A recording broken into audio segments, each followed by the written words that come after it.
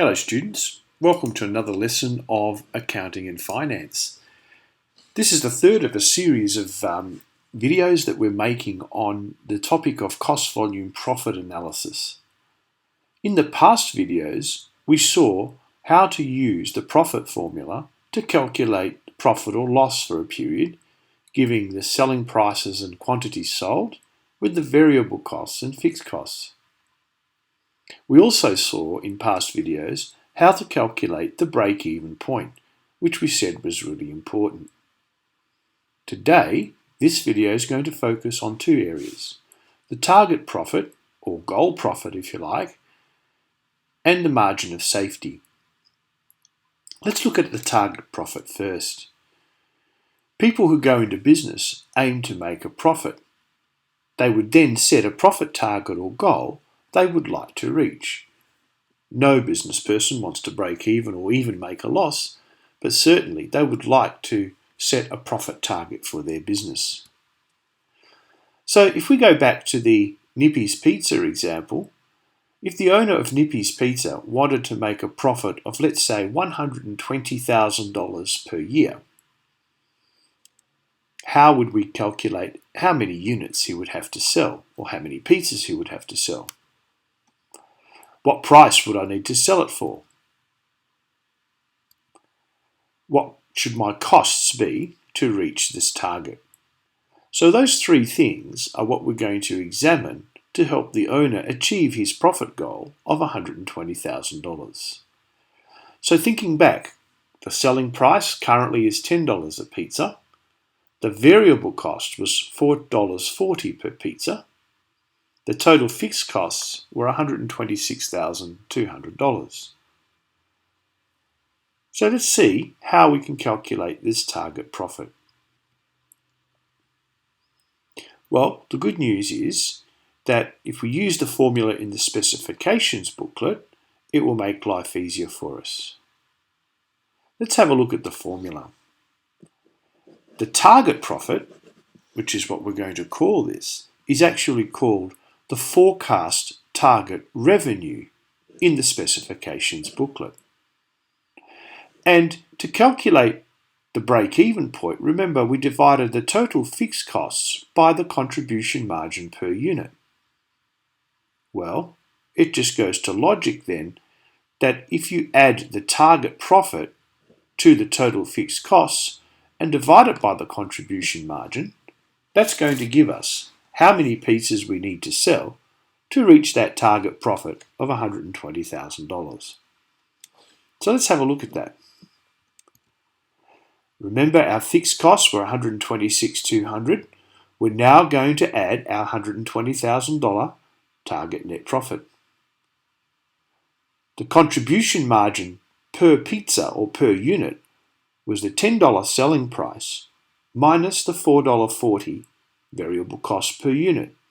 And so that gave us $5.60 per unit as the contribution margin per pizza.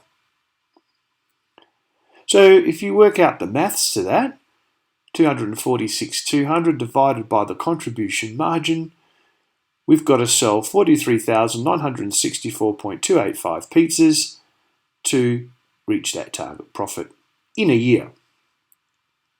Of course, you're not going to make 285 units of pizza, so in this area we always round up to the next nearest whole unit.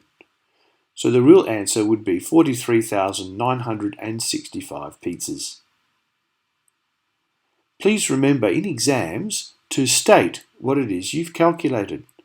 Nippy would have to sell 43,965 pizzas per year to achieve the target profit of $120,000.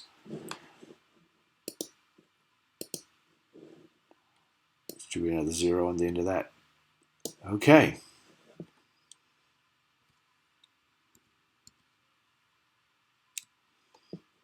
There's another important concept in break-even analysis known as the margin of safety. The margin of safety is the amount by which expected sales are greater than the break-even point. In other words, it's the amount which sales must fall before the business starts making a loss. We can then calculate the percentage by which sales might decrease before making a loss. Now, the margin of safety is good when we're, let's say, producing two different products and we want to see which product is better to make than the other. The higher the margin of safety, the better when comparing products. So let's have a look at how it's calculated. The difference between the budgeted sales and the break-even sales is the margin of safety, and it's expressed as a percentage of the budgeted sales. So let's have a look at this. The budgeted sales minus the break-even sales divided by the budgeted sales times 100 over 1.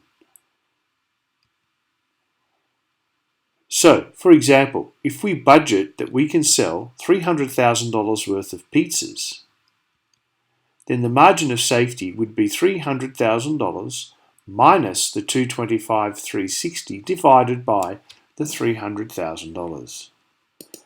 And again, you will have realised there's a zero missing in there. That should be $300,000. Okay, so this is how much the sales have to fall as a percentage. So that's a 25% fall before we start making a loss. We could also work this out using the number of units if we wanted to, because it gives you the same percentage decrease whether you use units or whether you use sales dollars.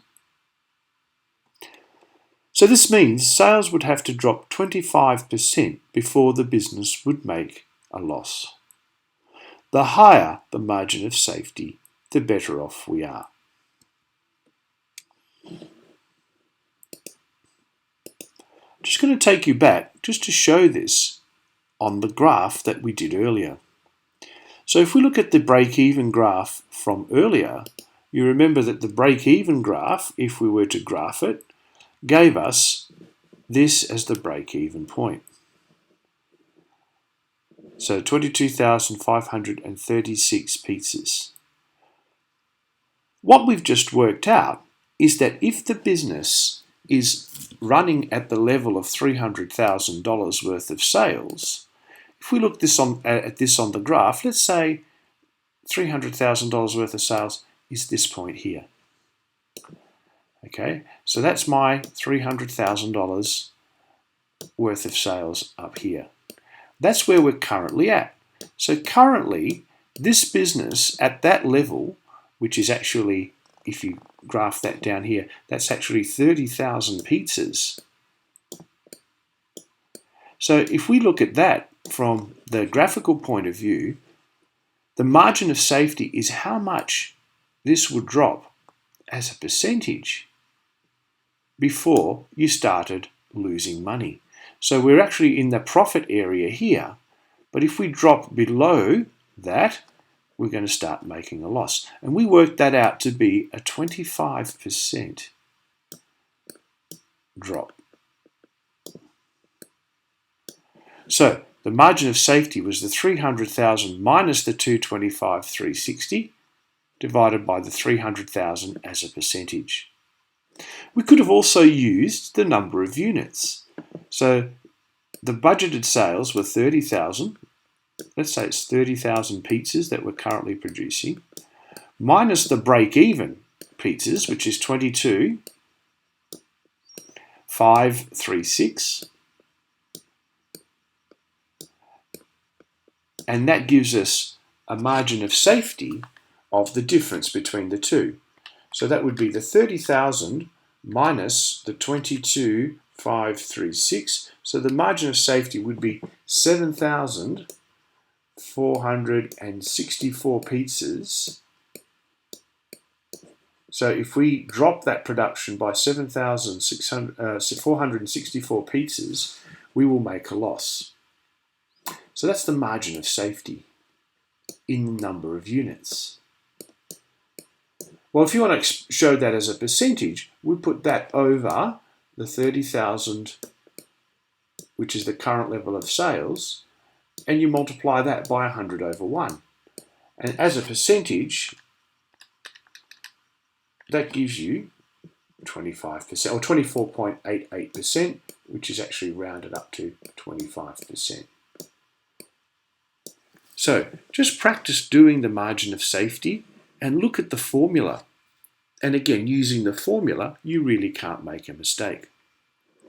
Of course, if you have a different business that's running at a margin of safety, let's say they're operating at this point, the margin of safety there might be 40%. So you're better off producing at this level here, because sales would have to drop by 40% before you start making losses. So the margin of safety is just an indicator of where our current level of profit lies and where our current level of sales lies, and how much it has to drop before the owners or management start getting concerned. Thank you for listening, guys. Have a go at the questions.